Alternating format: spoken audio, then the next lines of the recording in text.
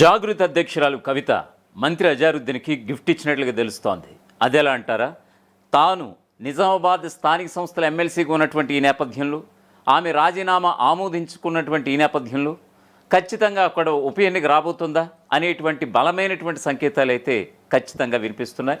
So ఈ క్రమంలో ఖచ్చితంగా ఇప్పుడు ఆల్రెడీ మంత్రిగా ఎమ్మెల్సీగా ఎన్నికైనటువంటి అజారుద్దీన్ మంత్రిగా నియమించబడ్డారు. ఆయన మైనార్టీ శాఖ మంత్రిగా ఉన్నారు.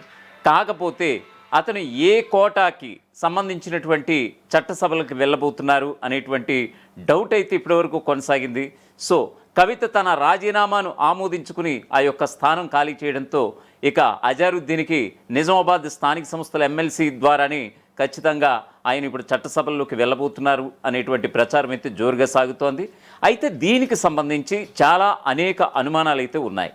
ఎందుకంటే ఖచ్చితంగా తెలంగాణలో ఉన్నటువంటి స్థానిక సంస్థలన్నీ కూడా ఆల్రెడీ ఈ యొక్క గడువు కూడా ముగిసినటువంటి పరిస్థితి. సర్పంచులకి మొన్నటికి మొన్న ఎలక్షన్స్ కూడా జరిగినటువంటి సందర్భం.